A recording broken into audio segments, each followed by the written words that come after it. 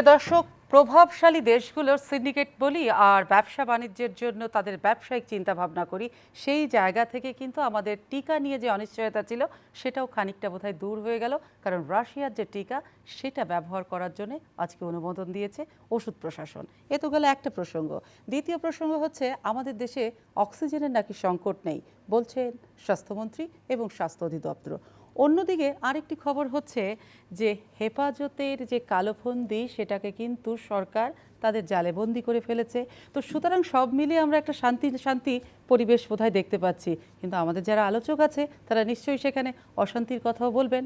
আমি সোমা ইসলাম, ম্যাট্রোসেম to the পয়েন্টে সকলকে স্বাগত জানাচ্ছি। আজ আমাদের আলোচনার বিষয় সংবাদ, সুসংবাদ এবং দুঃসংবাদ। আমাদের সঙ্গে আজকে আলোচনায় যুক্ত হচ্ছেন অধ্যাপক ডক্টর মোহাম্মদ শহীদুল্লাহ, সভাপতি কোভিড-19 জাতীয় পরামর্শক কমিটি। আমাদের সঙ্গে যুক্ত হয়েছেন ইমরান সালেহ প্রিন্স, সাংগঠনিক সম্পাদক বিএনপি এবং বিএনপি দপ্তরের চলতি দায়িত্বে তিনি আছেন। আমাদের সঙ্গে যুক্ত হচ্ছেন মাওলানা মঈনুদ্দিন রুহি, প্রতিষ্ঠাতা যুগ্ম মহাসচিব হেফাজতে ইসলাম। আমি তিনজনকে আলোচনার স্বাগত জানাচ্ছি। ডক্টর শহীদুল্লাহ স্যার, আলোচনাটা শুরুই করতে চাই আপনাকে দিয়ে, কারণ আমরা সুসংবাদটা সবার আগে জানাতে চাই।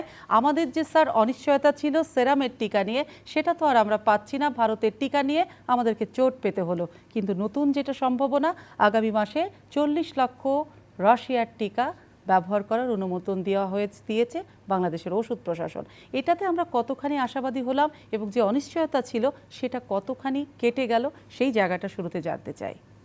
শহীদুল্লাহ স্যার। জি, প্রথমে আমি আবারও মেট্রোসেম টু দ্য পয়েন্ট যে আজকের অনুষ্ঠান এবং আমাদের সকলের প্রিয় সঞ্চালক সোমা ইসলাম আছেন এবং আমার সাথে যারা অন্যান্য আলোচক আছেন তাদের সবাইকে স্বাগত জানিয়ে বলতে চাই যে এটি অবশ্যই একটি সুখবর। সেটি হলো যে যখন আমরা একটি অনিশ্চয়তার মধ্যে পড়ে গিয়েছিলাম যে আমাদের যে অক্সফোর্ড অ্যাস্ট্রাজেনিকার যে 3 কোটি ভ্যাকসিন, যেটা মেট্রো সেরাম ইনস্টিটিউট থেকে আমাদের পাওয়ার কথা, সেটা 1 কোটি, অবশ্য সবটুকু আমাদের প্রতিশ্রুত ডোজ না, ওর মধ্যে ইয়েও আছে, উপহারও আছে। তো সব মিলে আমাদের এসেছিল 1,03,00,000। কিন্তু আমরা জানি যে আমরা যতজনকে প্রথম ডোজ দিয়েছি তাদের সবাইকে যদি আমাদের দ্বিতীয় ডোজ দিতে হয় তাহলে আমাদের ঘাটতি আছে কিছু।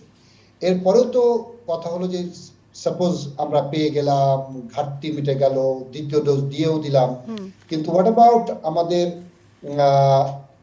বাকি যে আবার লোকগুলো যারা বাকি আছে, অসংখ্য মানুষ, তাদেরকে যে প্রথম ডোজ, সেই সময় এই যে একটি সংবাদ আসলো যে রাশিয়ার স্পুটনিককে আমাদের যে ঔষধ প্রশাসন ডিজিডিএ বলি, তারা যে অনুমোদন দিয়েছে এবং সেই অনুমোদনের ফলে কি পথ উন্মোচিত হলো যে এখন আমরা তাদের কাছ থেকে টিকা আনতে পারবো। আমি যেটুকু জেনেছি যে সেটা সরকার চাইবে তাদের কাছ থেকে 2 কোটি ডোজ। এখন হয়তো ধাপে ধাপে আসবে, কবে কতটুকু চালানো আসবে সেটা আমি এখনো বলতে পারছি না, কিন্তু একটা হলো যে পথটা খুলে গেল, কারণ ওখানে একটা আমাদের ডিজিডিএ যে নীতিমালা ছিল সেই নীতিমালাকে কিন্তু যদি ঠিক রাখা হতো তাহলে আমরা নিতে পারতাম না। পৃথিবীর কিন্তু অন্যান্য দেশ ওই নীতিমালাতে যায়নি। তারা করেছে কি, যে দেশের টিকা সেই দেশের এনআরএ বলে, ন্যাশনাল রেগুলেটরি অথরিটি, মানে জাতীয় নিয়ন্ত্রণকারী সংস্থা, তাদের অনুমোদন থাকলেই তারা দেয়।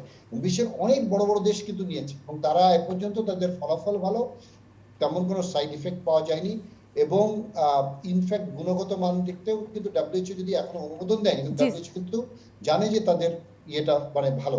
ডাব্লিউএইচও তাদের কাছে সাইড ইফেক্ট বা এরকম কিছু ডেটা চেয়েছিল, সেইটি এখন পর্যন্ত সেই কারণে চূড়ান্ত অনুমোদন পায়নি।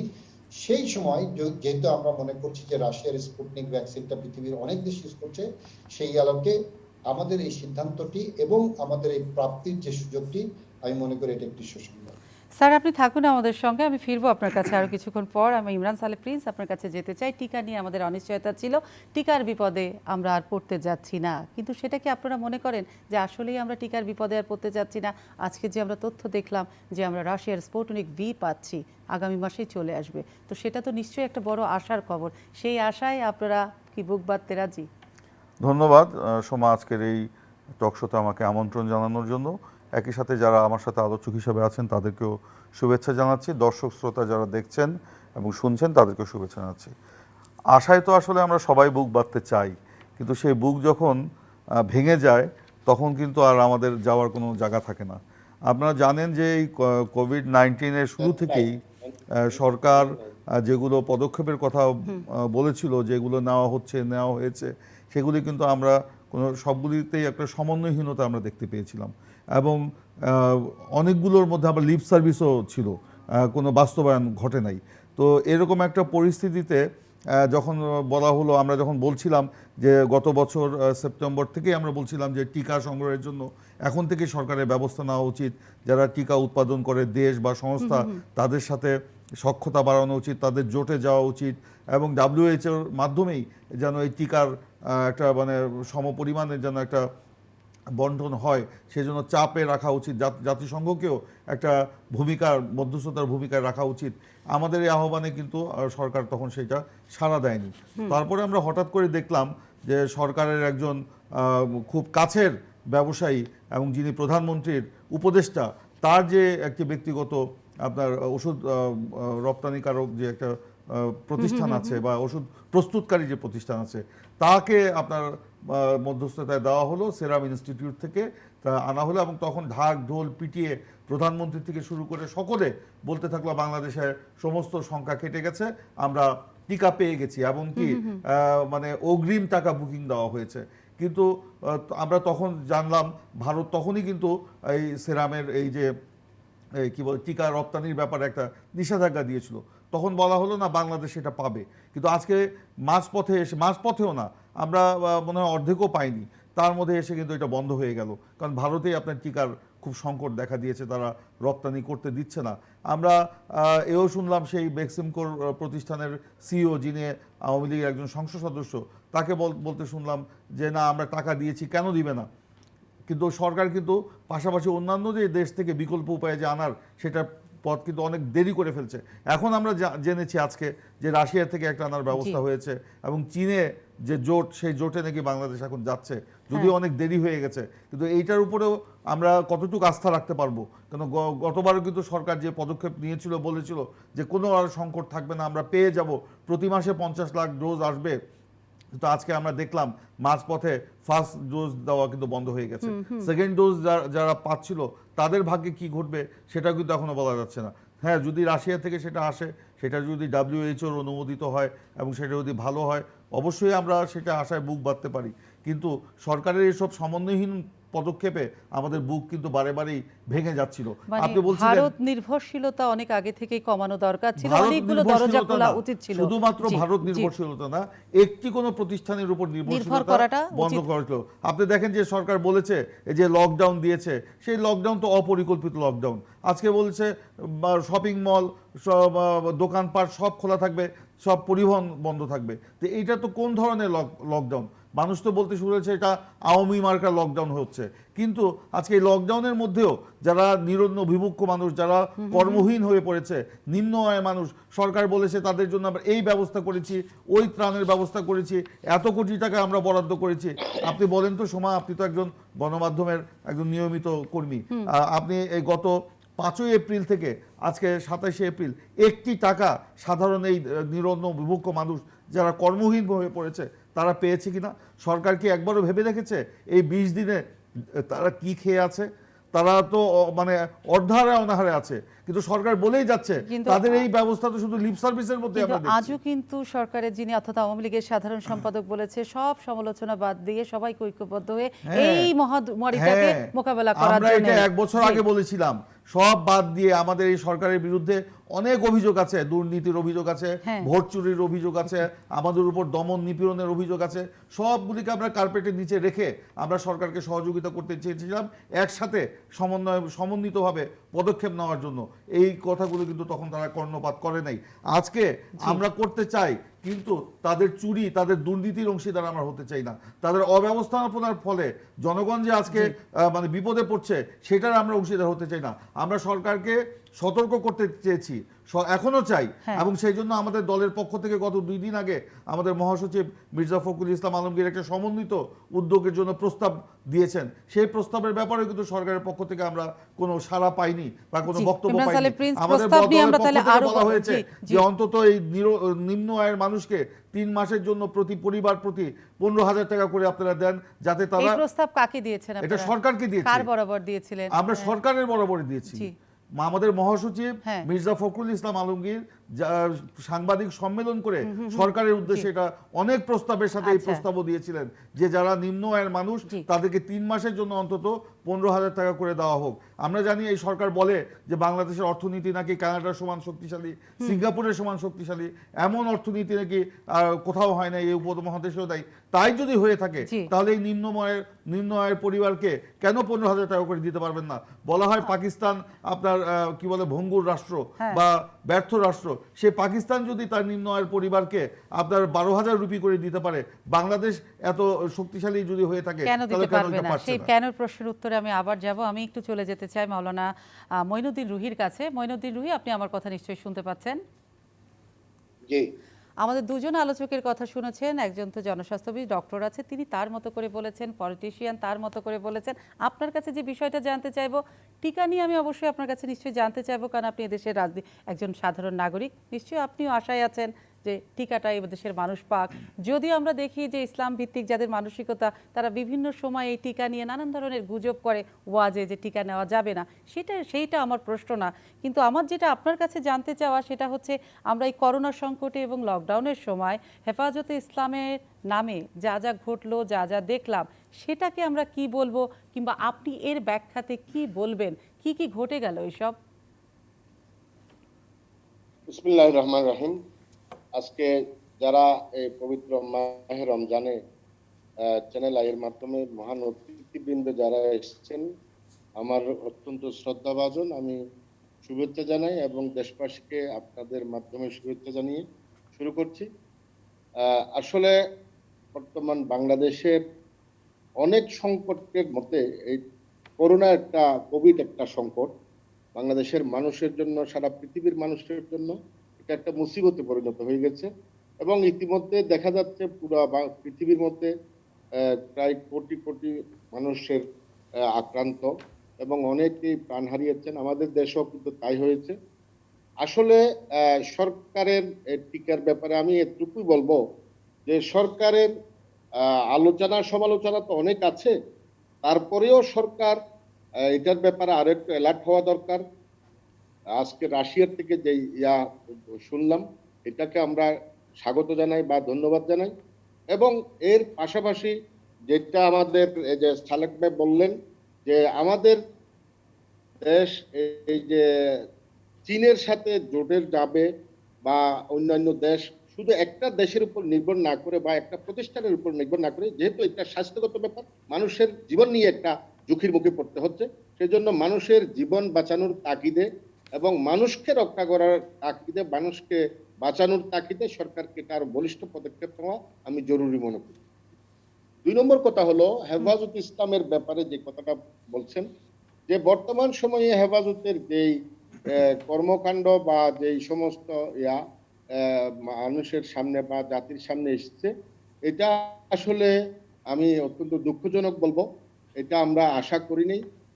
আলেম ওলামা বা হেফাজতের নেতৃবৃন্দ যারা আছেন, সাধারণ ওলামা ইকরাম যারা আছেন, এখানে আসলে আলেম ওলামারা শান্তিপ্রিয়, সাধারণ মুসলমান এটা শান্তিপ্রিয়, তারা মানুষ শান্তি চায়, দেশে মানুষ শান্তিতে বসবাস করুক, দেশের পরিস্থিতি শান্ত থাকুক, দেশের সার্বিক অবস্থা শান্তিতে থাকুক, এটাই আশা করে। কিন্তু গুটি কয়েকজন মানুষের কারণে, গুটি কয়েকজন নেতৃবৃন্দের কারণে আজকে হেফাজত ইসলামের এই দুর্দশা এবং হেফাজত ইসলামকে আজকে সারা দেশের মধ্যে একটা টক অফ দি কান্ট্রি হয়ে গেছে এবং প্রশাসন বা সাধারণ মানুষ, শিক্ষিত মানুষ, বুদ্ধিজীবী সবার মুখের মধ্যে একটা হেফাজত নিয়ে সমালোচনা। আমরা যে আশা করছিলাম যে যেভাবে হোক আমরা এই হেফাজত ইসলামের এই কমিটিকে আমরা বৈধ বলি নাই, অবৈধ বলছি এবং হেফাজত ইসলাম এটা চিন্তাই করা কমিটি বলছি, তারপরেও তারা যখন কমিটি গঠন করেছে, আমরা আশা করছিলাম যে সাধারণ ওলামায়ে কেরামের আস্থা অর্জন করবে এবং সাধারণ মুসলমানদের আস্থা অর্জন করে তারা দেশ এগিয়ে নেওয়ার জন্য, দেশের সমৃদ্ধি উন্নয়নের জন্য এবং ইসলামী তাহজিব তামাদ্দুন, ইসলামের ভাবধারাকে সংরক্ষণ করার জন্য হেফাজত ইসলাম কাজ করবে। কিন্তু আমরা দেখতে কি পেলাম? আমরা দেখলাম যে হেফাজত ইসলাম গঠন হওয়ার পর থেকে কিছু অতি উৎসাহী মানুষ, অতি উৎসাহী নেতৃবৃন্দ এবং বিশেষ করে যাদের রাজনৈতিক এজেন্ডা বা রাজনৈতিক উচ্চ বিলাস, এরকম কিছু মানুষ হেফাজত ইসলামের একেবারে হাল ধরেছে এবং হেফাজত ইসলামের নেতৃত্বের মধ্যে তারাই পরিচালিত, হেফাজত ইসলামকে পরিচালনা করতেছে। আজকে যার জন্য জুনায়েদ বাবুনগরী সাহেবের মতো একজন বিজ্ঞ আলেম এবং অন্যান্য অনেক আলেমরাই হেফাজত ইসলামের মধ্যে জিম্মি দশায় দিন কাটাচ্ছে, এবং জিম্মি দশায় ওই যে উশৃঙ্খলা যেটাই বলে, জি এটাই যে ওদের সিন্ডিকেট যেটাই সিদ্ধান্ত দেয়, ওদের সিন্ডিকেটে যেটাই বলে আজকে জুনায়েদ বাবুনগরীরা সেটাই করতে বাধ্য হচ্ছে এবং সেটাই করতেছে। তো যেটাই হোক, এটা হেফাজত ইসলামের এই বর্তমান কার্যক্রম জনগণের মুখে এটা সমালোচনার পাত্র হয়ে গেছে, হ্যাঁ এবং জনগণ হেফাজত ইসলাম জনগণের আশা আকাঙ্ক্ষা, মুসলমানদের আশা আকাঙ্ক্ষা জি পূরণে ব্যর্থ হয়েছে। এটা নেতৃত্বর শূন্যতা এবং লক্ষ্যহীনতা, নেতৃত্ব ব্যর্থতা এবং হেফাজত ইসলামের উদ্দেশ্যহীনতাই আমি কাজ করতেছে মনে করতেছি। আসলে একটা কথা, নিচের যদি ফাউন্ডেশনের মধ্যে যদি বাঁকা হয়ে যায়, এটা যদি আসমান পর্যন্ত বিল্ডিং উঠে, যদি 20 তলা 50 তলা টুইন টাওয়ার হয়, ওই বিল্ডিংটা বাঁকাই থাকে। হেফাজত ইসলামের ভিত্তিটা আজকে তথাকথিত যে হেফাজত ইসলাম 15ই নভেম্বর 2020 সালে গঠিত হয়েছে, এটার ভিত্তিটা ছিল ফাসাদের উপর, ভিত্তিটা ছিল দুর্নীতির উপর, ভিত্তিটাই ছিল স্বজনপ্রীতির উপর, ভিত্তিটাই ছিল আপনার মানুষের কে দুঃখ দেওয়ার উপর। জি আজকে জি সেটাই প্রতিফলন হয়েছে, সেটাই আমরা লক্ষ্য করছি। মাওলানা মঈনুদ্দিন রুহি, আপনি বারবারই যে বিষয়টা বলছেন যে গুটি কয়েক মানুষের জন্য হেফাজতে ইসলাম আজকে মুখে মুখে সমালোচিত, তার নিজস্ব আদর্শ থেকে বিচ্যুত হয়ে গেছে। তো এই গুটি কয়েক মানুষকে কারা সামনে রেখে কিংবা কারা পেছনে রেখে পরিচালিত করেছে, এবং আমরা যে যাদেরকে গ্রেপ্তার করা হয়েছে হেফাজতে ইসলামের যে সমস্ত নেতাদেরকে, আমরা পুলিশের জিজ্ঞাসাবাদে তাদের যে তথ্য উঠে এসেছে, তারা বলছিল যে তাদের সাথে পাকিস্তান যোগাযোগ আছে। যে এই যে যোগাযোগ এবং তারা দেশের মধ্যে কার সাথে যোগাযোগ রাখছে, এই বিষয়গুলোকে আপনারা আগে থেকে জানতেন? কারণ আপনি তো নিজেও সেই শুরু থেকে হেফাজতের একজন শীর্ষ নেতা। তারপরে আপনারা কি করে এই নিজেদের জায়গাটাকে ছেড়ে রেখে কিংবা হাল ছেড়ে দিয়ে চলে আসলেন? আপনারাও কি কারো কাছে জিম্মি ছিলেন? আপনি যেমন বলছেন জুনায়েদ বাবুনগরী জিম্মি আছে কারো কাছে? না, হেফাজত ইসলামের এই যে গুটি কয়েক নেতার কথা বললাম, এরা অতি উৎসাহী, এবং এরা বিশেষ করে আল্লামা শাহ আহমদ শফি রহমতুল্লাহ আলাই, আপনারা দেখেছেন বা সারা জাতি দেখেছে, ওনার বলিষ্ঠ নেতৃত্ব এবং ওনার বিচক্ষণতা, ওনার গ্রহণযোগ্যতা এত মানে অধিক ছিল যে তারা অনেক প্রপাগান্ডা বা অনেক ষড়যন্ত্র কাদের করেও প্রশ্রয়ে তারা অতি আল্লামা উৎসাহী? আহমদ আপনার শফিকে না মাওলানা মঈনুদ্দিন রুহি, কাদের প্রশ্রয়ে গুটি কয়েক নেতাকর্মী অতি উৎসাহী? আমরা তো এক একটা সময় দেখেছি, কিংবা এক একটা সময় যখন আমরা প্রধান দুটো দলের কথা শুনি, এক দল বলে বিএনপির প্রশ্রয়ে জামাতের ভিতরে লোক আছে আপনাদের হেফাজতের মধ্যে, আবার সরকারের শুনি যে সরকারের আশ্রয় প্রশ্রয়ে হেফাজত এত ফুলে ফেপে বড় হয়েছে। তা আপনার জায়গা থেকে আমরা একদম স্পষ্ট জানতে চাই, আসলে এই গুটি কয়েক মানুষ কিংবা হেফাজতকে আসলে কারা আমি ব্যবহার আমি করে? আমি আমি আমি বলবো হেফাজত ইসলাম এটা একটা ইসলামী বিশাল একটা অরাজনৈতিক শক্তি হিসেবে সাধারণ মানুষের অনেক আশার প্রতিফলন ছিল। হেফাজত ইসলামকে কাছে টানার জন্য শুধু আমি বিএনপি কে দায়ী করব সেটা হতে পারে না, শুধু জাতীয় পার্টিকে দায়ী করব সেটা হতে পারে না, শুধু আওয়ামী লীগকে দায়ী করব সেটা হতে পারে না। যার যার অ্যাঙ্গেল থেকে হেফাজত ইসলামকে সবাই টানতে চেয়েছে, সবাই হেফাজত ইসলামের ভোট ব্যাংকে নিজেদের ঘরের ভাগ বসানোর জন্য চেষ্টা করেছে। এটা আমি একেবারে শুধু বলবো না যে শুধু বিএনপি করেছে, আওয়ামী লীগ করে নাই, আবার আওয়ামী লীগ করে নাই জাতীয় পার্টি করেছে, এটা শুধু বলতে পারবো না। মূল কথা হলো, আমি এটাই বুঝি যে অনৈতিক কার্যক্রম বা দেশের স্বার্থ বিরোধী যেই করুক, এটা হেফাজত ইসলাম করুক, এটা সেটা আমি রুহি ভাই করি বা সেটা অন্যজনে করুক, আমার কথা হলো দেশের স্বার্থে, জনগণের স্বার্থে আমাদের অনৈতিক কার্যক্রম বা আমাদের অযৌক্তিক সবকিছু পরিহার করে দেশ পরিচালনা, দেশের উন্নয়ন বা ইসলাম যদি নাকি হয় আমাদের মূল টার্গেট, তাহলে ইসলামের উন্নয়নের জন্য যেটা করার দরকার সেটাই করতে হবে। কিন্তু আজকে মাওলানা এই যে জি জি গুটি বলুন। কয়েক মানুষের কথা বললাম, জি গুটি কয়েক মানুষ তারা ইসলামের নাম দিয়ে আজকে ইসলাম বা কওমি মাদ্রাসার বদনামি হয়ে যাচ্ছে, কওমি মাদ্রাসাকে একটা পক্ষ করে ফেলছে, জি কওমি মাদ্রাসাকে ডিভাইড করে ফেলছে, কওমি মাদ্রাসার মধ্যে গ্রুপিং সৃষ্টি করে ফেলছে। এই সমস্ত মানুষের আস্ফালনের কারণে, জি এই সমস্ত মানুষের ইয়ার কারণে এগুলা সরকার ওদেরকে অনেক আগের থেকে এদের লাগাম টেনে দেওয়া দরকার ছিল, কিন্তু সেটা করে নাই। সেটা যথাসময় যদি করতো আজকে সরকারকেও এত বুক পোহাতে হতো না। কিন্তু মৌলানা মঈনুদ্দিন রুহি, আপনি বলেছেন আওয়ামী লীগ, জাতীয় পার্টি, বিএনপি সব দলই হেফাজতকে আপনাদেরকে কাছে টানতে চেয়েছে ভোট ব্যাংক হিসেবে, কিন্তু আপনারা তো একটা অরাজনৈতিক সংগঠন, আপনারা তো একটা ইসলামের আদর্শ নিয়ে চলা সংগঠন, তাহলে রাজনৈতিক দলগুলো আপনাদেরকে কেন আপনাদেরকে কাছে টানতে চাইবে? ইসলামিক আমরা আমরা আমরা অরাজনৈতিক, ঠিক আছে, আমাদের কার্যক্রম হয়তো অরাজনৈতিক হ্যাঁ। থাকবে, তো আমরা দেশের নাগরিক হিসেবে তো আমরা তো একটা ভোটার। মানে ধর্মকে যদি ব্যবহার ভোট- করা, যদি- ধর্মকে ব্যবহার যদি করা। ভোট হয়, যদি ভোট দিতে হ্যাঁ। পারে, যদি ভোট হয়, জি। তাহলে আমরা তো একটা দেশের মধ্যে আমাদের মন মানসিকতার সে মানুষগুলো তো একটা ফ্যাক্টর। মানে সেজন্য- সব দলই চেয়েছে ধর্মকে ব্যবহার করে ভোটের রাজনীতিতে জিতে যাওয়া, এই তো? হ্যাঁ, আর সেই হ্যাঁ, জন্য হ্যাঁ, আপনাদেরকে হ্যাঁ, কাছে পেতে চেয়েছে। বাংলাদেশের একটা নীতি যে প্রত্যেক দলে যখন নির্বাচন আসে জি তখন তাদের সালাম কালাম একটু বেড়ে যায়, তাদের সবকিছু ধর্ম নিয়ে বা একটু আমল আখলাক বা তাদের একটু ধর্মকর্ম একটু বেড়ে যায়, এটা স্বাভাবিক। এটা বাংলাদেশের মুসলমানদেরকে, বাংলাদেশের গণমানুষের ভোটকে এখন আকৃষ্ট করার জি জন্য জি এগুলা কিন্তু করা হয়। মইনুদ্দিন রুহিন, আপনার কাছে আমার একটা শেষ প্রশ্ন, আমি ইমরান সালে প্রিন্সের কাছে যাব। আপনি যে বলছেন যে খুব দেরিতে এসে সরকার লাগাম টেনে ধরলো, কিন্তু লাগাম টেনে ধরার এই জিনিসটা আগে করলে কি ভালো হতো, কিংবা খুব বিপদে পড়েই কি সরকার লাগাম টেনে ধরেছে এই মুহূর্তে এসে হেফাজতে ইসলামের?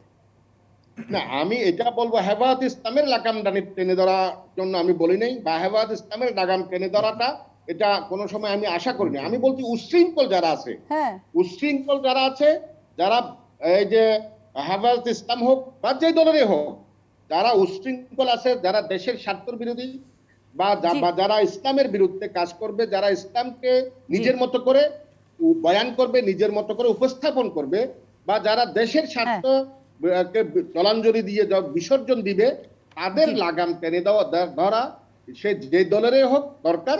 এই যে হেফাজত ইসলামের মধ্যে যারা উচ্ছৃঙ্খল আছে, যারা রাজনৈতিক উচ্চবিলাস আছে, তাদের লাগাম টানের ধরার কথা আমি স্পষ্ট আগেও বলছি, এখনো বলছি।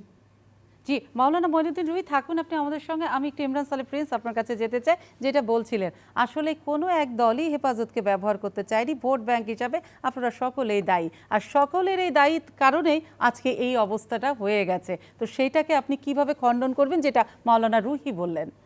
দেখুন, মৌলানা রুহি সাহেব যে কথাগুলো বললেন, ওনার একটি বক্তব্যের সাথে আরেকটি বক্তব্যের কিন্তু সাংঘর্ষিক। সাংঘর্ষিক একটা বিষয় রয়েছে। আমি ওনার এই বিষয়টা আমি যেতে চাচ্ছি না। আর প্রথম কথা হচ্ছে, আমি হেফাজতে ইসলামের কেউ নই, বা আমরা আমাদের বিএনপি হেফাজতে ইসলামের সাথে কিন্তু জোটেও নাই। বারবারই যে দায়ের না, জায়গাটা আমি আসে, বলছি, আপনাদেরকে অভিযুক্ত এই করা হয়। হেফাজতের বিরুদ্ধে যে অভিযোগটা, হেফাজতের নেতারাই তারা সেটা দিতে পারবে, তাদের যদি বিরুদ্ধে বা তাদের সম্পর্কে কিছু জানতে চাইতে। আর দায়, আপনি দায়ের কথা বলছেন, আসলে বিএনপির মানে কারো উপর নির্ভর করে ভোট নেওয়া বা কারো উপর নির্ভর করে আন্দোলন করার কোনো প্রয়োজন নাই। বিএনপির নিজেরই একটা বিশাল ভোট ব্যাংক রয়েছে। আর হেফাজতে ইসলাম তো রাজনৈতিক সংগঠন নয়, এটা একটা ধর্মীয় সংগঠন আমরা জানি, এবং রাজনীতির বাইরে থেকেই তারা কাজ করে। তবে হ্যাঁ, যেহেতু সামাজিক সংগঠন বা বিভিন্ন সংগঠনে সব ধর্মের সব রাজনীতির লোকরা থাকতেই পারে সেখানে, এটা অসুবিধা নেই। কিন্তু সেখানকে মানে হেফাজতকে বিএনপি মানে ব্যবহার করা, এটা আসলে সঠিক নয়। আমরা দেখেছি যে হ্যাঁ, হেফাজতের বিভিন্ন কর্মসূচির সময় যখন আঘাত এসেছে, যখন তাদের সমাবেশ করতে দেওয়া হচ্ছিল না, আমরা তাদের বক্তব্যকে সমর্থন করেছি। কোনটাকে সমর্থন করেছি? তাদের সেই পদক্ষেপকে, যখন এই গণতান্ত্রিক যে অধিকার সেটাকে যখন কেড়ে নেওয়া হয়েছে, তখন আমরা সেটাকে সহযোগিতা করেছি। আমরা কিন্তু তাদের 13 দফাকে সমর্থন করি নাই। কিন্তু আমরা এই হেফাজতে ইসলামের নেতৃত্বে যারা রয়েছেন, যেমন এই মামুনুল হক সাহেবের বাবা, তার সাথে যে আপনার আওয়ামী লীগের যে একটা চুক্তি হয়েছিল, 6 দফা চুক্তি, আপনার নিশ্চয়ই খেয়াল আছে 2006 সালে নির্বাচনের আগে, সেখানে ব্লাসফেমি আইনের মতো একটি আইন করার ব্যাপারেও কিন্তু আওয়ামী লীগ সম্মত হয়েছিল। যদি আওয়ামী লীগ ক্ষমতায় যায়, তারা সেটা বাস্তবায়ন করবে। সেটা তো আওয়ামী লীগের সাথেই তাদের সখ্যতা ছিল। আপনার 5ই মের পরে আপনার হেফাজতের সাথে তো আমরা আওয়ামী লীগেরই সখ্যতা দেখেছি। তখন 5ই মের আগে আমরা আওয়ামী লীগের প্রধানমন্ত্রী থেকে শুরু করে জোট নেতাদেরকে বলতে শুনেছি, এই শফি হুজুরকে বলতে নিয়ে কটাক্ষ করেছেন তারা, যে তেঁতুল হুজুর। কিন্তু কোন একটা অলৌকিক একটা ঘটনার মধ্য দিয়ে কোনো গিভ অ্যান্ড টেক, এবং শুনি যে রেলওয়ের অনেক জায়গা টাকা এই বিনিময়ে সেই তেঁতুল হুজুর নিমিষেই তিনি মিষ্টি হুজুর হয়ে গেল, এবং সেই মিষ্টি হুজুরকে পাশে বসিয়ে তখন তারা সম্বর্ধনাও নিল, কওমি জননী উপাধিও নিল। তো সেখানে তো ব্যবহার তো আওয়ামী লীগই করেছে, আমাদের তো করার সুযোগ নাই। আজকে সুযোগ থাকলে আপনারা করতেন, না, কিংবা সেই কখনোই না। সুযোগটা বড় করে পাননি? না, আমরা বলেছি বিএনপির কারো সমর্থন নেওয়ার প্রয়োজন নাই। এই যে হেফাজতে ইসলাম বলেন, সেখানে কি বিএনপির সমর্থক নাই? অনেক সমর্থক আছে। আপনার এই যে যখন আপনি, এটা আমি বলতে চাই না, হ্যাঁ। যা ধরেন বড় বড় অনেক ইসলামিক মানে সংগঠন আছে, রাজনৈতিক দল আছে, তাদের যখন মিটিং হয় বা ওয়াজ মাহফিল হয়, দেখবেন যে বিশাল লোক, লক্ষ লক্ষ লোক, কিন্তু তারা যখন ভোটে দাঁড়ান তখন কিন্তু তাদের ভোটে ওই লক্ষ লক্ষ লোকের আমরা দেখি না, মানে মানে ভোট পড়তে দেখি না। এটা আমি তাদের সম্মান রেখেই, তাদের প্রতি সম্মান রেখেই বলছি। কিন্তু প্রিন্স ভাই, কিন্তু রাজনীতি হ্যাঁ। হচ্ছে এক জিনিস, হ্যাঁ। রাজনীতি হচ্ছে এক জিনিস, ধর্ম হচ্ছে আরেক জি। জিনিস। তো সেখানে দুইটাকে এক করা যাবে না। হ্যাঁ, ধর্ম রাজনীতির বাইরে ধর্ম না, বা ধর্মের বাইরে জি। রাজনীতি না, সবকিছুই আমাদেরকে বুঝতে হবে। কিন্তু প্রিন্স ভাই, জিজ্ঞাসাবাদে হেফাজতের যে গ্রেপ্তারকৃত নেতারা তথ্যগুলো দিচ্ছেন, সেখানে কিন্তু তারা বলছেন যে জামাতে ইসলাম কিন্তু এই হেফাজতের সঙ্গে অংশগ্রহণ করে বিভিন্ন তাণ্ডবগুলোতে তারা শোনেন, অংশ নিয়েছে, আর জামাত তো আপনাদের শরিক জোট। আমি বলি শুধু, আমি পত্রিকায় দেখেছি বা দু একজন পুলিশ কর্মকর্তার জি। বক্তব্য দেখেছি, শুধু বিএনপিকে নিয়েও কিন্তু বলা হয়েছে। হ্যাঁ। বিএনপি নেত্রীর সাথে বৈঠক হয়েছে, জি। এটাও বলা হয়েছে। তারেক রহমানের সাথে বৈঠক হয়েছে, হ্যাঁ। সেটাও বলা হয়েছে। লন্ডনে লন্ডনে হয়েছে। বৈঠক হয়েছে, এটাও বলা হয়েছে। বিএনপি নেতারা প্ল্যান করেছে, সেটাও বলা হয়েছে। আমি আজকে আপনার এই টু দ্য পয়েন্টের মাধ্যমে বা সুযোগে এই বক্তব্যের তীব্র প্রতিবাদ জানাচ্ছি। কারণ এই রিমান্ডে যেসব বক্তব্য, রিমান্ডের নামে যে বক্তব্যগুলো প্রচার করা হচ্ছে, সেটা কতটুকু সত্য সেটাও কিন্তু আমাদের বোঝার বাকি নাই। কারণ এই সরকারের আমলেই যতগুলো রিমান্ড হয়েছে রাজনৈতিক বা অন্যান্য, সেখানে সেই রিমান্ডে অত্যাচার করে তাদের কাছ থেকে কথা বের করানোর চেষ্টা করা হয়েছে, অথবা তারা বলে নাই এমন কথাও কিন্তু বাইরে এসে বলা হয়েছে, এটা বলা হয়েছে। তো এই রিমান্ডে এই সরকারের 12 বছরে আমরা অনেক কাহিনী দেখেছি, এগুলোকে সত্য ধরার কোনো সুযোগ নাই। আচ্ছা। এটা যখন আইন আদালতে যাবে, যখন আচ্ছা। আদালত উঠবে, তখন তারা কি বলে সেটার উপরে আমাদের বুঝতে হবে। এই যে তারেক রহমান সাহেবকে আপনার একটি মামলায় ফাঁসানোর জন্য আপনার কি হরকাতুল জিহাদের একজন ব্যক্তি ছিলেন, তাকে কতদিন, 100 কতদিন তাকে রিমান্ডে নিয়ে তাকে অত্যাচার করে তারেক রহমানের নাম বলানোর চেষ্টা করা হয়েছে। তারপরে একবার বাধ্য হয়েছিল বলতে, পরবর্তীতে আদালতে উঠে তিনি বলেছেন তার উপর নির্যাতন করে এই স্বীকারোক্তি আদায় করা হয়েছে। তো এরকম কাহিনী তো আমরা দেখছি। মানে আপনারা এই রিমান্ডে জিজ্ঞাসাবাদে ভরসা রাখতে রাজি না, এটা আমরা আপনারা নিতে অপেক্ষা রাজি না, করছেন। কারণ জি, এখানে জি, তো জি। সরকারের রাজনৈতিক জি। উদ্দেশ্য রয়েছে আচ্ছা। এবং একটা ষড়যন্ত্র রয়েছে। এই ষড়যন্ত্রের মধ্যে বিএনপিকে ফেলে তাকে নিঃশেষ করার চেষ্টা করা হচ্ছে। আপনি জানেন যে 26শে মার্চ থেকে এই পর্যন্ত, গতকাল পর্যন্ত আমাদের প্রায় 230 জন নেতাকর্মীকে গ্রেপ্তার করা হয়েছে। এই লকডাউনে। সরকারের এই লকডাউনে সেটা একটা ক্র্যাকডাউনে পরিণত করা হয়েছে। রাতে বিভিন্ন জায়গায় মানে ব্লক রেড দিয়ে দিয়ে আমাদের নেতাকর্মীদেরকে ধরা হচ্ছে, এখনো মামলা দায়ের করা হচ্ছে। গতকালকে হাটহাজারীতে আমাদের দলের কেন্দ্রীয় কমিটির সদস্য মীর মোহাম্মদ হেলাল উদ্দিন সহ প্রায় 300 নেতাকর্মীর বিরুদ্ধে মিথ্যা মামলা দেওয়া হয়েছে।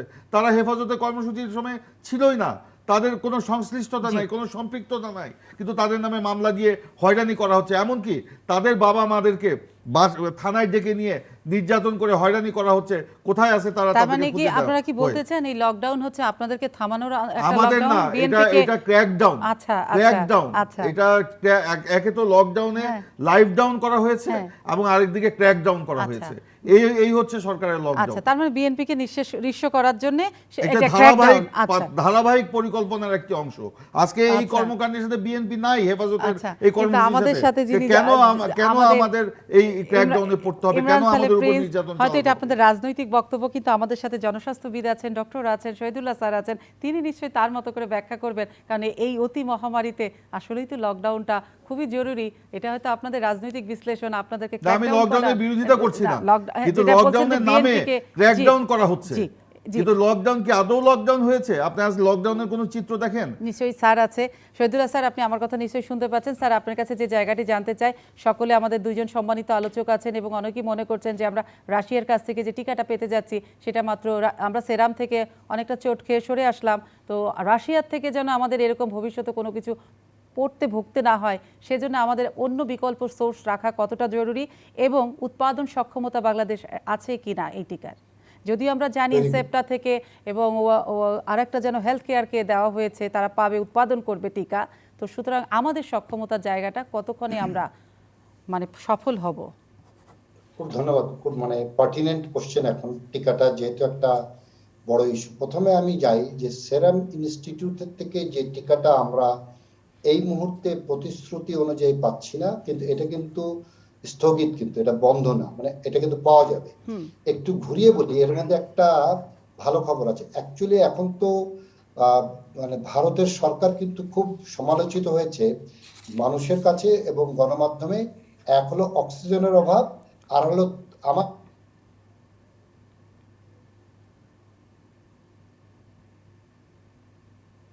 কিন্তু আলটিমেটলি এই চাপটা থাকবে না। আরেকটা আপনি বলে রাখি যে এই ভারতের সঙ্গে কিন্তু অনেকে চুক্তি বাতিল করেছে এবং কেস করেছে ভারতের এগেইনস্টে।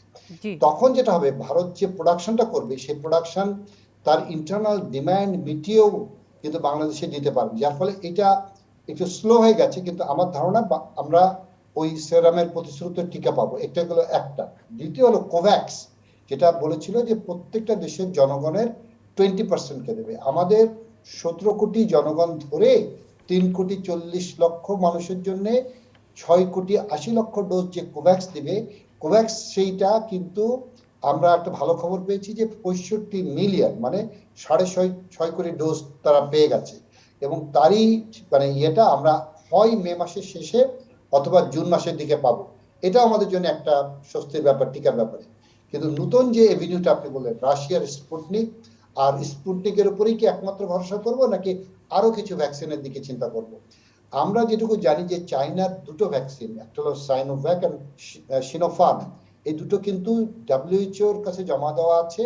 এবং আমরা জানি যে এই মাস আর মাত্র কয়েকটা দিন, এই মাসের মধ্যেই ডাব্লিউএইচও জি আইদার তাদের অনুমোদন দেবে অথবা দেবে না। হুম হুম কিন্তু হুম। জানা যাচ্ছে যে মানে যেটুকু চিত্র ফুটে উঠেছে সেই অনুমোদনটা পেয়ে যেতে পারে, তাহলে চায়নার থেকেও কিন্তু আমরা টিকা পেতে পারি।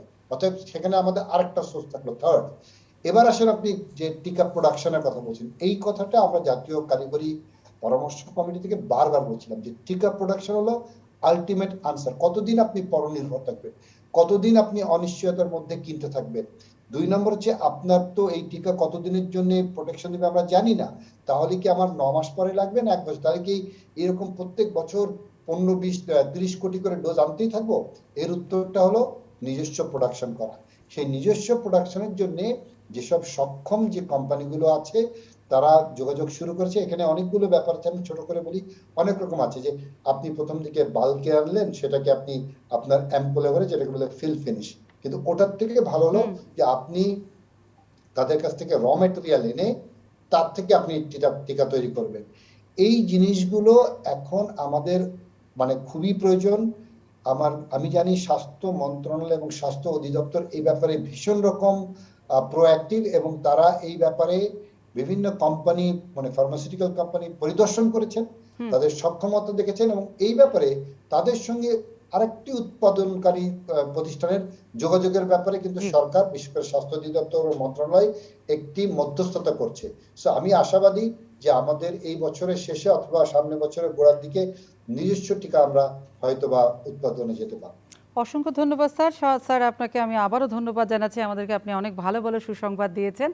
এবং আমি এই মুহূর্তে চলে যেতে চাই মাওলানা মঈনুদ্দিন রুহি আপনার কাছে। আপনি নিশ্চয়ই আমাকে শুনতে পাচ্ছেন। আপনার কাছে আমার যেটি শেষ প্রশ্ন সেটা হচ্ছে, হেফাজত তাহলে এখন কোন পথে? এবং ইমরান সালে প্রিন্স ভাই কিন্তু বলছিলেন ভোট ব্যাংকের জন্য হেফাজতের উপরে ভর কখনোই বিএনপিকে করতে হয়নি, কিন্তু আপনি কিন্তু বলেছেন বিএনপি সহ সকল দলই হেফাজতকে সবসময় চেয়েছে।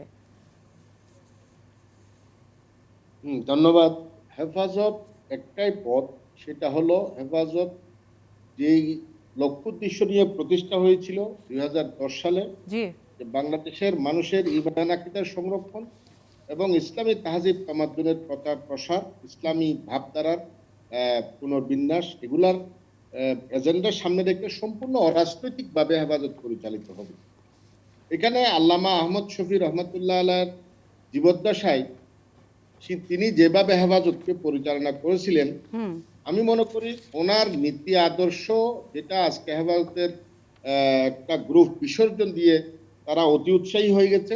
আমি মনে করি আল্লামা আহমদ শফি সাহেবের নীতি আদর্শের মধ্যে যদি হেফাজত আবার পুনরায় ফিরে আসে, হুম।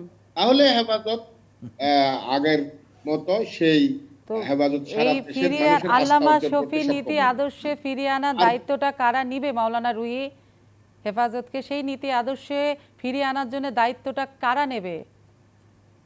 নিশ্চয় যারা হেফাজতের কর্ণধার থাকবে, তারাই ফিরে আসতে হবে, তারাই ফিরে আনার দায়িত্ব নিতে হবে। আপনারা তো যারা হেফাজতের সেই হেফাজতে না, আপনারা তো আল্লামা শফির অনুসারী আমরা যতটুকু জানি, কিন্তু আপনারা নিজেরাই যখন এখন বলেন যে নীতি আদর্শে ফিরিয়ে আনতে হবে, তো হেফাজতকে পুনরায় তার নীতি আদর্শে ফিরিয়ে আনার জন্য কি সরকারকে আপনারা কোনো অনুরোধ করবেন, নাকি এই দায়িত্ব সরকার নেবে? কেন কেন সরকারকেও কেন অনুরোধ করব, বিরোধী দলকেও কেন অনুরোধ করব? বিরোধী দল চাইলে আমাদের কাছে আসতে পারে হেফাজত ইসলামের সহযোগিতা করবার জন্য, সরকার চাইলে আমাদের কাছে আসতে পারে ইসলামকে সহযোগিতা করবার জন্য, মোস্ট ওয়েলকাম সবসময়। কিন্তু আমার কথা হলো যে আল্লামা মাহমুদ শফি সাহেব যে লক্ষ্য উদ্দেশ্য নিয়ে হেফাজত ইসলামকে গঠন করেছিলেন সেই আদর্শের মধ্যে আসতে হবে। আর 2 নম্বর কথা হলো যে ভোটের রাজনীতির মধ্যে হেফাজত, আমি হেফাজত ফ্যাক্টর বলি নাই। আমার কথা হলো হেফাজত মানে, হেফাজত এটাতে আফ্রিকার জঙ্গল থেকে কিছু আসে নাই। হেফাজত মানে বাংলাদেশের মানুষই হেফাজতের নাগরিক, হেফাজতের কর্মী, এরা বাংলাদেশেরই নাগরিক। এরা এরা হেফাজত সংগঠনের ঊর্ধ্বে উঠে, এরা তো বাংলাদেশের মধ্যে ভোটার, জি, এরা বাংলাদেশের মধ্যে। এদেরকে আপনি ওই যে ভাই প্রিন্স ভাই যেরকম বললো যে ডানপন্থী হয়তো ভোটার বলতে পারেন, বেশির থেকে বেশি এতটুকু বলতে পারেন যে ওরা ধর্মকর্মর বেশি বিশ্বাসী, সেই হিসেবে ওরা ডানপন্থী ভোটার।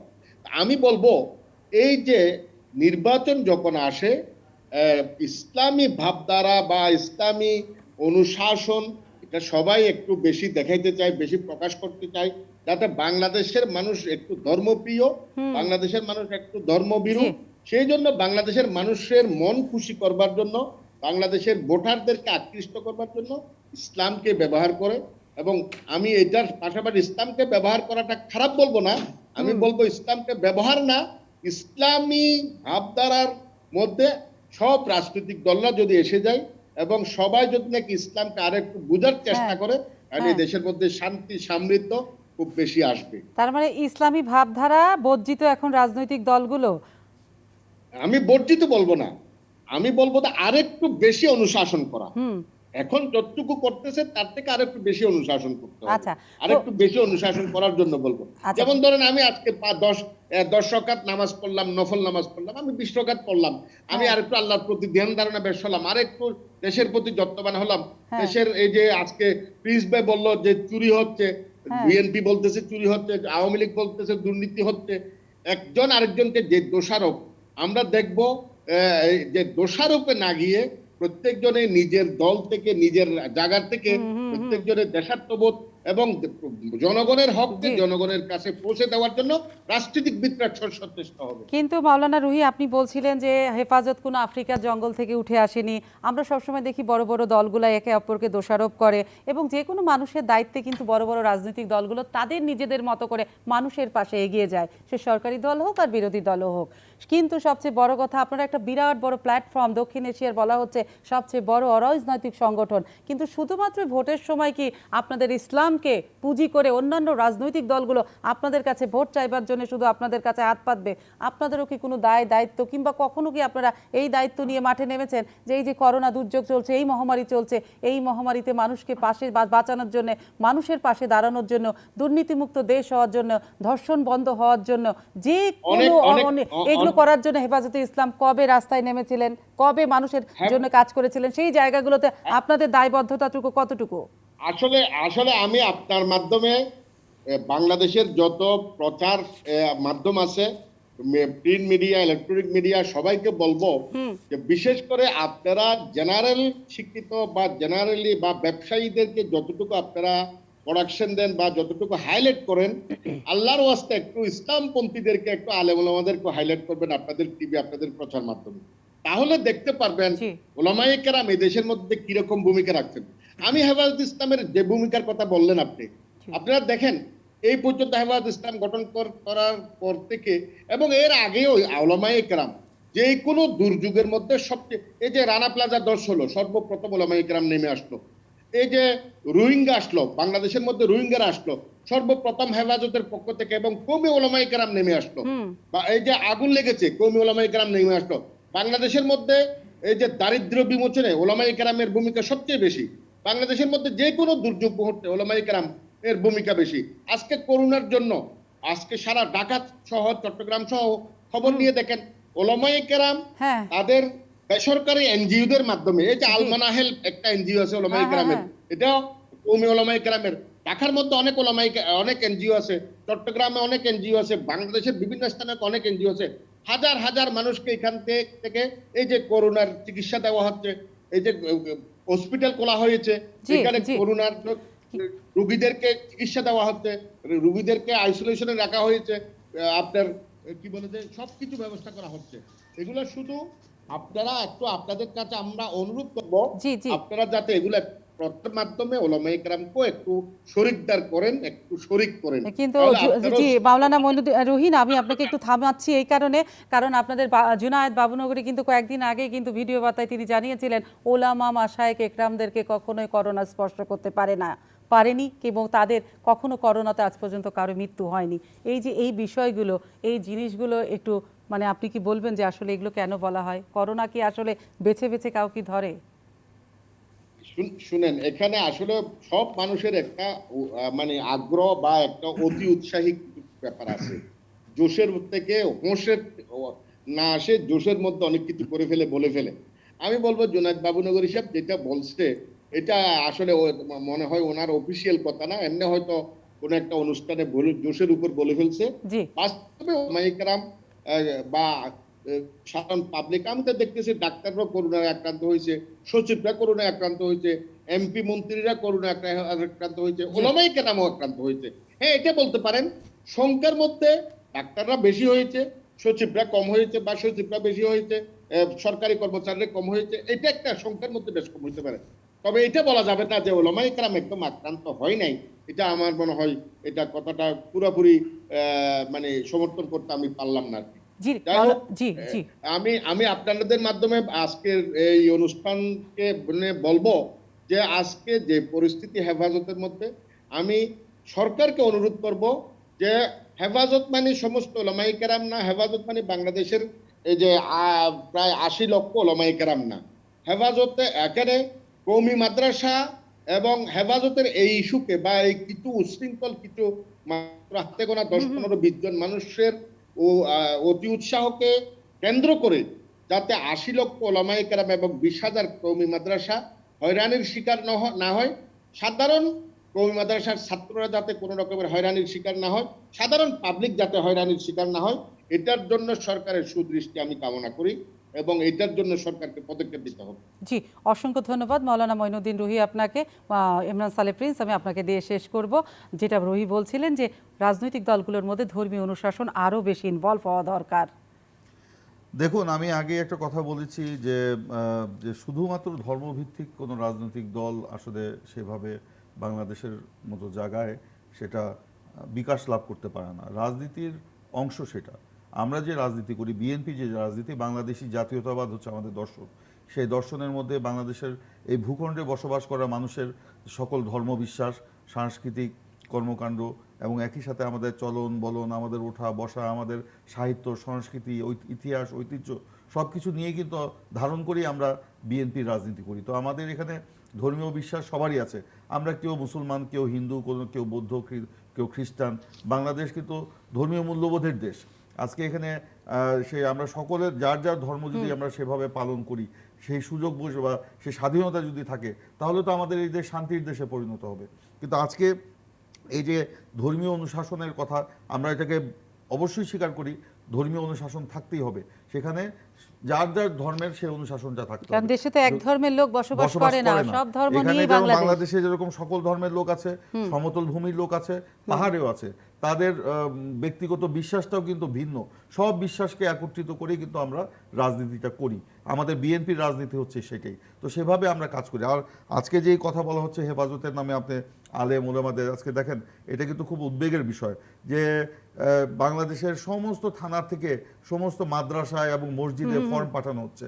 কে সেখানে শিক্ষক, কে ছাত্র, কে কোথা থেকে পাস করেছে, তার ব্যাকগ্রাউন্ড কি, তার সে কোন রাজনৈতিক দলের সাথে জড়িত, সেই মসজিদের যারা মানে মানে নির্মাণ করেছেন সেই সভাপতি কোন দল করে, আরেক সেক্রেটারি কোন দল করে, এই যে তথ্যটা নেওয়া হচ্ছে, সেটার নেওয়ার মধ্যে কিন্তু আলেম ওলামাদের মধ্যে বা ধর্মপ্রাণ মুসলমানদের মধ্যে কিন্তু একটা আতঙ্ক সৃষ্টি হয়েছে। এবং সেই আতঙ্ক থেকে কিন্তু রেহাই দিতে হলে সরকারকে ব্যবস্থা নিতে হবে। এই যে এগুলো কোয়ারি করে যে একটা আতঙ্ক বা ভয়ের একটা ছড়িয়ে দেওয়া হচ্ছে, এখান থেকে আমাদের ধর্মকে কিন্তু রক্ষা করতে হবে, ধর্মপ্রাণ মুসলমানদেরকে কিন্তু রক্ষা করতে হবে, না হলে মানুষ কিন্তু আজকে অত্যন্ত আতঙ্কের মধ্যে আছে। আরেকটি কথা বলে আমি শেষ করছি। আজকে যে করোনা পরিস্থিতি অত্যন্ত ভয়াবহ অবস্থায় যাচ্ছে, আমরা দেখেছি সরকারের যে পদক্ষেপগুলো, এগুলো কিন্তু আমি আগেই বলেছি সমন্বয়হীন ছিল, একটির সাথে আরেকটি সাংঘর্ষিক ছিল। কিন্তু আজকে এমন একটা পরিস্থিতিতে দাঁড়িয়েছে, আজকে আমাদের মধ্যে যে ইগো প্রবলেম, এটাকে মাটি চাপা দিয়ে আমাদের সবাইকে কিন্তু এক হতে হবে। আজকে আমরা দেখলাম আওয়ামী লীগের সাধারণ সম্পাদক ওবায়দুল কাদের সাহেব বলেছেন বিএনপির টপ টু বটম পদত্যাগ করতে হবে। হঠাৎ করে তিনি এই কথা বলেছেন। কিন্তু আমরা যখন বলি সরকার ব্যর্থ, গণতন্ত্র দিতে ব্যর্থ হয়েছে, জনগণের অধিকার দিতে ব্যর্থ হয়েছে, আমরা একই সাথে এই করোনাকালে মানুষের সুরক্ষা দিতে ব্যর্থ হয়েছে, চিকিৎসা দিতে ব্যর্থ হয়েছে, তখন ওনারা বলেন বিএনপির টপ টু বটম ব্যর্থ, তাদেরকে পদত্যাগ করতে হবে। এই কথাগুলো বলে নিজেদের কর্মকাণ্ডকে তারা আড়াল করতে যাচ্ছে। এই আড়াল করে কিন্তু শেষ রক্ষা হবে না। জনগণের কাছে যদি আমরা দায়বদ্ধ থাকি, অবশ্যই তাদের দেখভাল করার দায়িত্ব আমাদের, তাদের সুযোগ সুবিধাও নিশ্চিত করার দায়িত্ব আমাদের। আজকে হাসপাতালগুলিতে বেড নাই, অক্সিজেন নাই, ভেন্টিলেটর নাই, আইসিইউ নাই, এবং সব জায়গাতে আজকে যে একটা ত্রাহি ত্রাহি অবস্থা, এই জন্য দায়ী কে? এই জন্য দায়ী তো সরকার। আমরা তো বিরোধী দল হিসেবে সরকারকে আমরা সেটা নিয়ে সতর্ক করব, আমরা দায়ী করব, কিন্তু তার পরিবর্তে তার বিপরীতে সরকার যে কথাগুলো বলেন, তাহলে কি ওনারা কি একটু কি ভালো করে চিন্তা করে দেখবেন ওনারা কি বলেন? আয়নায় কিন্তু ওনারা নিজের চেহারাটা দেখার চেষ্টা করেন না। ধন্যবাদ। তার মানে সরকার আয়নায় নিজের চেহারা দেখছে না, এবং জনগণই তাদের আয়না হয়ে কিংবা বিরোধী দলই সরকারের আয়না হয়ে সরকারের ভুলগুলো বুঝিয়ে দিবে। প্রিয় দর্শক, এতক্ষণ আমরা সম্মানিত 3 জন আলোচকের আলোচনা শুনলাম। আলোচনা শুনে আমরা শুধু এটুকুই জানতে পারলাম যে জনস্বাস্থ্যবিদ এবং আজকের সবচেয়ে বড় খবর যে আমরা করোনার টিকা পেতে যাচ্ছি সামনের মাসে রাশিয়া থেকে। কিন্তু রাশিয়া থেকে টিকা পেলেই আমাদের আবেগে কিংবা হেলাফেলায় গা ভাসিয়ে দিলে চলবে না, আমাদের নিজেদের সতর্ক থাকতে হবে এবং অবশ্যই মাস্ক পরতে হবে। আমাদেরকে কে এসে বাঁচাবে, কে আমাদের এসে কি করে দিয়ে যাবে, সেই ভরসা বাদ দিয়ে আমরা নিজের ভরসায় থাকি। মার্কেট খুলে গেছে, গণপরিবহন বন্ধ, ঈদকে সামনে রেখে আমরা মার্কেটে যাওয়া বন্ধ করি। বরং যে টাকাটা আমরা ঈদের জন্য মার্কেট করতাম, আমার পাশের বাড়ির কিংবা রাস্তায় ওই মানুষটা, নিম্ন আয়ের খেটে খাওয়া মানুষটা না খেয়ে আছে কিনা, সেই খবরটা নিয়ে সেই টাকাটা তাদের হাতে তুলে দিই। তাহলেই বোধহয় আমরা একে অপরের জন্য ভালো থাকতে পারবো, ভালো কাজ করতে পারবো। আমি Soma Islam, metro same to the point থেকে বিদায় নিচ্ছি। সকলে ভালো থাকবেন। শুভরাত্রি।